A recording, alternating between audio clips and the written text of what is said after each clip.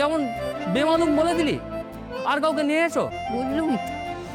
বলো না, আমি তোমার জন্য একখানা সোহাগে খুঁজে দিই। প্লিজ তোমরা সবাই মিলে না লাজুকে এতটা মাথায় তুলো না যে ওর নিজের স্ট্যাটাসটাই ভুলে যায়। দিদিভাই, আমি মানছি লাজু চুরি করেনি, ঠিক, কিন্তু ও বেইমানি করেছে আমাদের সাথে। ও তো জানতো আসল চোরটাকে, বনলতা। সেটা বনলতা চুরি করেছে সেটা জেনে ও কিন্তু আমাদেরকে বলেনি। উপরন্তু কি করেছে, পুরো ব্যাপারটা কভার আপ করার চেষ্টা করেছে। দিদি ভাই, যার খাচ্ছে, যার পড়ছে, তাদের সাথে বেইমানি করছে। হ্যাঁ, এটা কি বিশ্বাসঘাতকতা নয়? একবার ভেবে দেখেছো চুরির পর কটা দিন আমাদের কিভাবে কেটেছে? আমাদের বাড়ির যে সহজ স্বাভাবিক পরিবেশ সেটাই তো নষ্ট হয়ে গেছিল। একটা সন্দেহ, আশঙ্কা, আতঙ্ক কাজ করেছে সবার মনের মধ্যে। দিদিভাই তুমি বলো, মা পর্যন্ত কিরকম ভেঙে পড়েছিলেন। আমার তো মনে হয় সেই শেষবার যখন আমাদের শ্বশুরমশাই মারা গেছিলেন, তখন মা এতখানি ভেঙে পড়েছিলেন। লাজু সব কিছু জেনে শুনে দিব্যি কলেজে গেছে, নিজের মতো গেছে। সেটা যে থাকেনি তার প্রমাণ কিন্তু ওই কাগজের নিউজটা। ছোট ও কিন্তু ভেতরে ভেতরে দারুণ বুদ্ধি খাটিয়ে ওই বদ ছেলেটাকে পুলিশের হাতে তুলে দিয়েছে। হ্যাঁ, আমরা টেনশনে ছিলাম ঠিকই, কিন্তু ওকে চোর ঠাউরে অপমানও তো আমরা ওকে কম করিনি। ও কিন্তু সেটা গায়ে না মেখে কাজের কাজ করে গেছে। সেটা তো আমাদের জানিয়েও করতে পারতো। তোমরা বুঝবে না, আমি বুঝে গেছি ওই লাজু তোমাদের সবার ব্রেন ওয়াশ করে ফেলেছে। আমি কিন্তু অত সহজে টলার পাত্রী নই দিদি ভাই। আমি আর কটা দিন দেখব, তার মধ্যে যদি ও নিজের হস্টেলের ব্যবস্থা না করতে পারে, ওকে আমি অন্য কোথাও থাকার ব্যবস্থা করে দেব। সব সময় কৃষ্ণর নাকের ডগায় ঘুরঘুর করা, কৃষ্ণকে কনভিন্স করে এই বাড়ির সব সুযোগ সুবিধা আদায় করা, এটা কিন্তু আমি চলতে দেব না।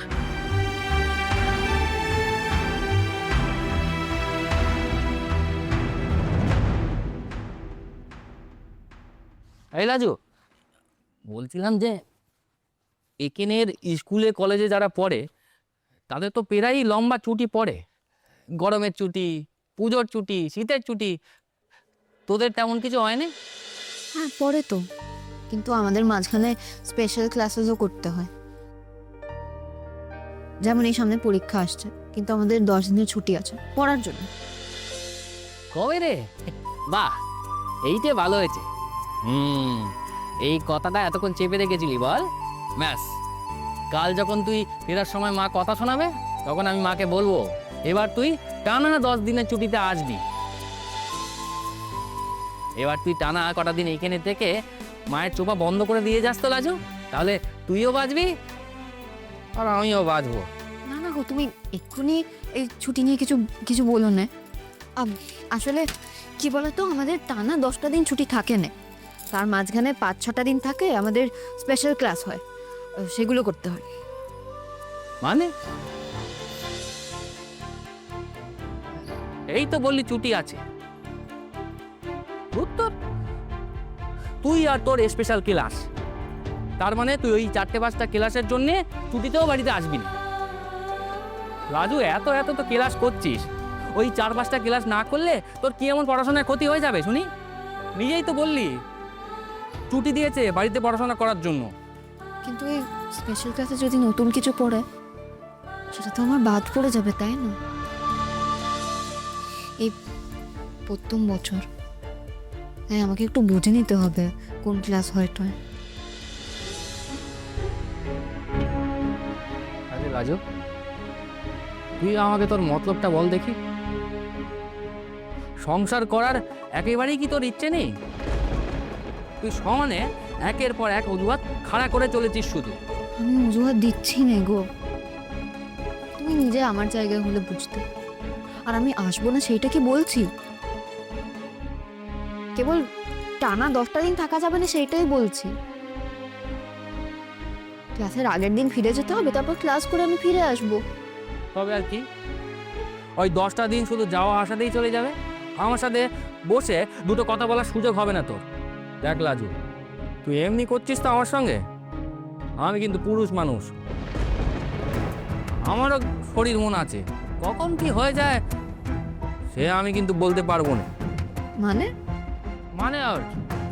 তুই আমাকে মোটে পাত্তা দিচ্ছিস নে, আমার দিকে ফিরেও তাকাচ্ছিস নে, আমার সাথে ঘুমোতে অবধি তোর আপত্তি আছে। এখন যদি কেউ আমাকে আর কাছে টেনে নেয়, আমার সাথে আদর সোহাগ করে, তখন আমারও মন টলে। রাজু, তখন কিন্তু তুই আমাকে দোষ দিবি না, হ্যাঁ? আমার কারোর পরে মন পড়ে গেলে তখন হাজার মাথা করলেও তুই আমাকে কাছে পাবি না। তো আমি তো বলেইছি তুমি আনো না আর কাউকে, তাহলে তোমার মায়ের রাগও পড়ে আর তোমার আমার উপর অভিমানও যায়। আমি কিছু বলবো না। রাজু, তুই কেমন মেয়ে মানুষ, কেমন রসকসহীন। যে কোনো মেয়েকে তার বর এই কথা বললে সেই মেয়ে বলবে ওই সোহাগীর মুখে আগুন, অশান্তি করবে, বরের মান ভাঙানোর চেষ্টা করবে, শাখা সিঁদুরের দিব্যি দেবে। আর তুই কেমন বেমানুম বলে দিলি আর কাউকে নিয়ে এসো। বললুমই তো, বলো না আমি তোমার জন্য একখানা সোহাগে খুঁজে দিই। উত্তর, তোর সাথে কথা বলাই দায়। আর